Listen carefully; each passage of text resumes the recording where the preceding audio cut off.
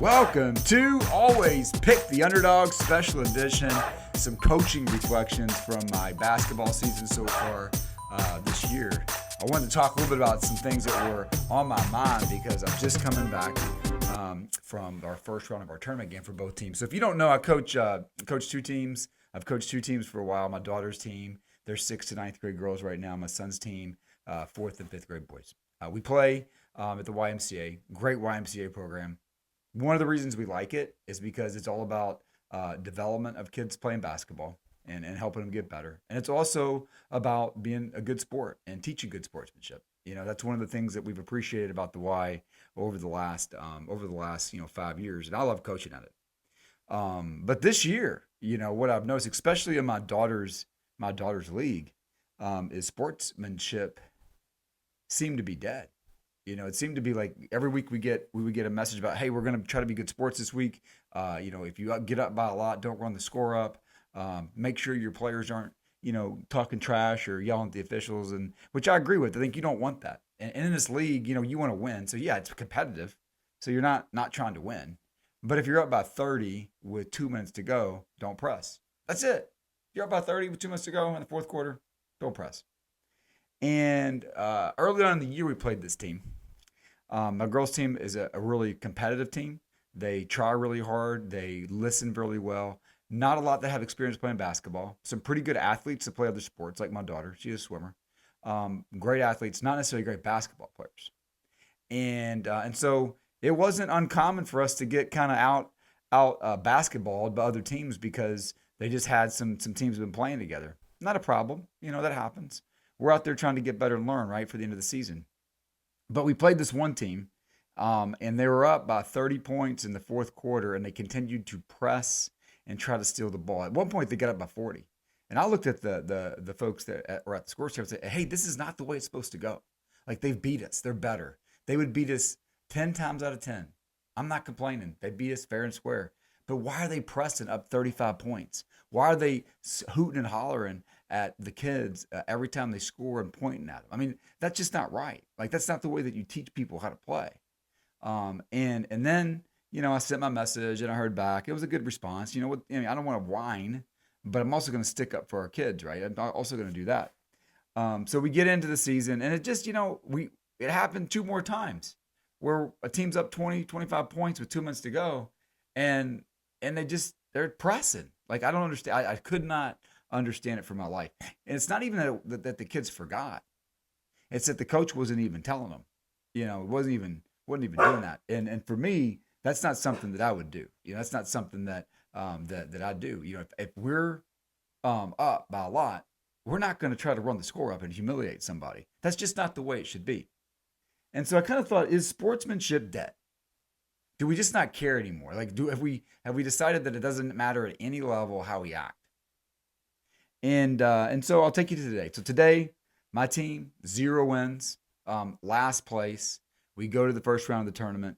I don't know that anybody expected us to win. I kind of thought we might because I don't think we were that bad of a team. We just have a hard time shooting the ball. We practiced shooting the last 3 weeks. We've really worked on our approach at an angle where you can get a good bank shot. The kids played really hard. And in our first game this morning, magic happened. The shots started falling. The defense was great. The effort was amazing. And at one point, we were up. Our team, winless, was up 20.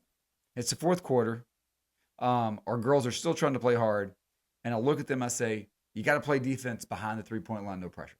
I said, we're up by too much. And some of them had a hard time remembering that, right? They know how hard I want them to play and pressure. So they forgot a couple of times. So by the end, I said, no, we're not doing this. We are not going to do to another team what was done to us. And in that moment, what I realized is that sportsmanship is only dead if people stop trying to do it, right? Sportsmanship, being good to another team when you're way better, and trying to be kind, that only dies if everybody stops doing it. So even if it happens to you, even if somebody else is in the position to run it up, it doesn't mean that you should do it when you have a chance. And even with 2 minutes to go, my girls wanted to press. I said, no. I looked at him. I said, I love your energy. I love your enthusiasm. I love your intensity. but we're not going to do to this team what was done to us. And so they backed off. We won the game. I think we won 34-8 or something. It was a great win for a team that had not won all year. We came back at 11 o'clock. We played a really good team. We got down 18-4. I think they thought they were going to walk away with it, but our team came back and almost won. We got it to 18-11. Had the ball 4 or 5 times in a row. Other team won. But I thought our girls played well. I was proud. What makes me happy about the girls team that I've coached this year. We got one more game next week. We got a little consolation round.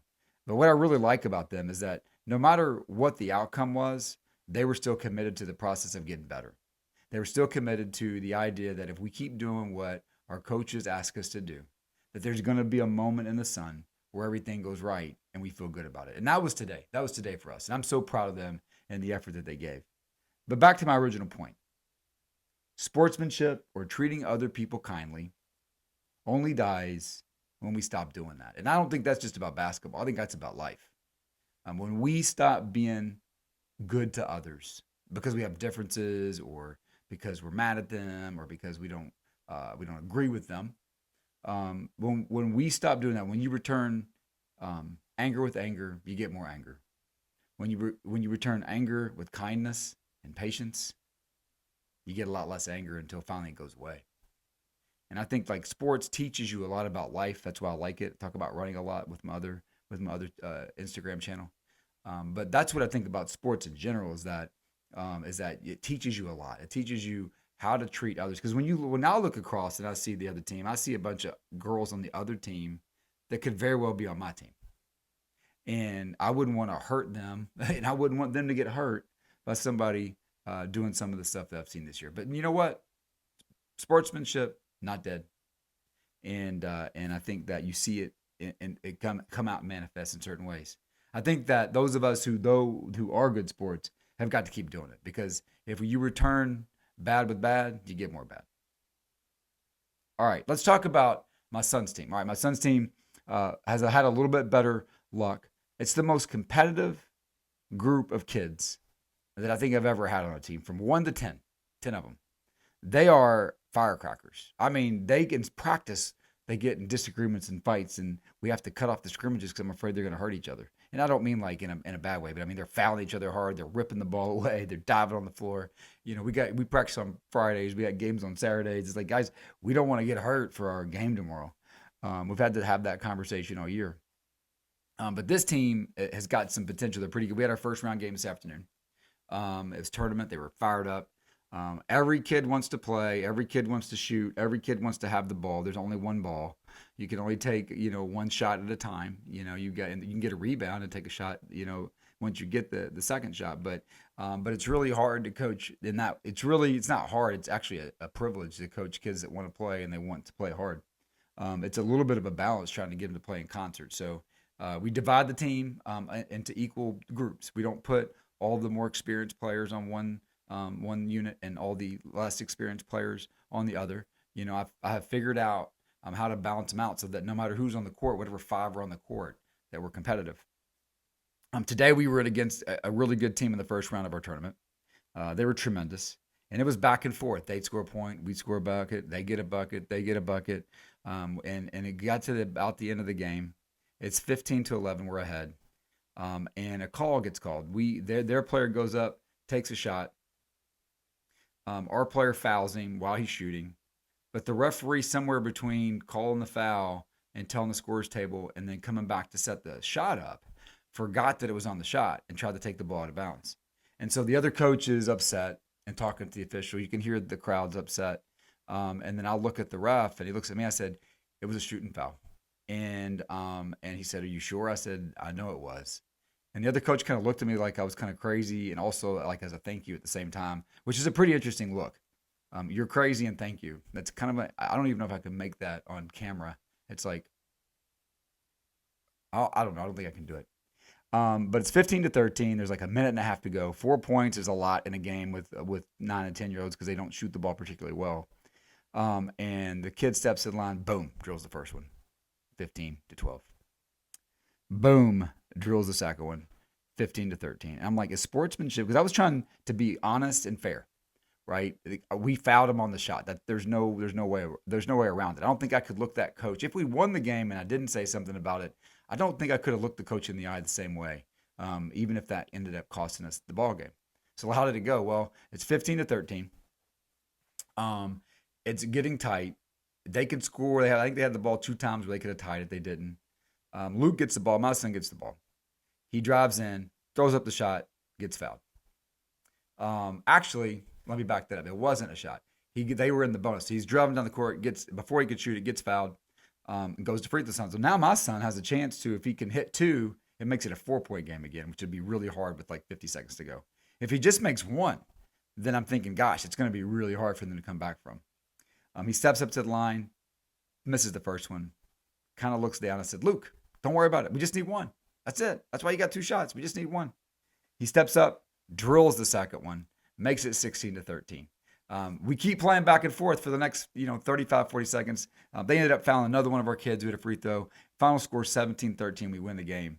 And I felt great, for a lot of reasons, because 1, our team wanted to win so bad, and we get to advance to next week to the semifinals. But 2, I felt like there is again, sportsmanship. We started this with sportsmanship. I felt like if you're a good sport, if you put out fair, honest in the world, I think most of the time, fair and honest comes back to you. I really believe even if you don't get it back all the time, if you keep putting honesty, sportsmanship, fairness, integrity out there, it'll come back to you. And I think that watching Luke go up there and knock down a free throw to help us secure the game, that's pretty sweet as a dad and a coach. That's pretty cool. And then when I'm walking through the line, that coach had a lot more respect for me for standing up and doing the right thing, even though it really, it made that game tighter than it could have been. But I think it's the right thing to do. And again, I think you always have to make the right decision to be fair, honest. I think, at least for me, because I think it's a lot nicer to navigate the world like that. I was really proud of our guys. They all played really well, and they played hard. One of the things that I told them, because they all want to play the whole game, but what we do is we play every kid 20 minutes a piece, right? So we got 10 kids. Every kid gets about 20 minutes, maybe a few seconds here or there different, but about 20 minutes. And I said, when you're in there, give it everything you got. You play as hard as you can. You get every rebound. You get every loose ball. You dive on the floor. You sprint down the court. I said, after 5 minutes, you're going to be tired and need a break anyway. And that really worked. They've bought into it. And I got to give, 9, 10-year-old kids credit. We have one 8-year-old. You got to give them a ton of credit because they bought into that. They bought into the idea that we got 2 really good units. They play hard, and they got a chance to really when it's their time to be in there, they have a chance to get in there and do what they want to do. And we rotate them too. We rotate. One game you start, one game you finish. We have starters and finishers. We don't have starters and subs or bench players. No bench players. You either start or you finish. Both of those things are important. Think about that. You start and you finish. If you start and you don't finish, you get beat. If you don't start and you try to finish, well, if you don't even get started, you can't finish anything the way you want. And so I think when you put it to them like that, it makes a huge difference in sort of how they approach the game and how they feel about it. All right. If you made it this long, then you must really like hearing me talk. And so thank you for that. We got coming up here in the next month or so. We've got next week, we've got Luke continuing on with his team. They got the semifinals and hopefully the finals. And we've got Liya and her team. They get to play one more game next week, so I'm excited about that. After that, we got conference tournament season for men's and women's college basketball. We'll have an NCAA tournament for women and men's basketball, and Luke and I will be back to talk some March Madness. But, hey, if you've missed Always Pick the Underdog, I hope that you've enjoyed this show today. Hopefully my partner will be back, my co-host. He doesn't like to talk about himself playing basketball, so he didn't want to join me today. But he's a humble kid, humble and kind, which I really appreciate about that. And tries hard and does well. All right, I'm off to watch my daughter go swim in the finals. She made the finals. She had a big swim meet this morning. If you qualify, you get to swim at night. It's her first finals as a 13-year-old. I'm absolutely excited about that. So I'm getting ready to go watch her. And then tomorrow we got swimming all day. And then stay tuned. In the next few weeks, we'll talk a little bit about college basketball. Have a great day. And we will see you soon. do do do, bom bom bom. Hey, do do do, bom ba dom.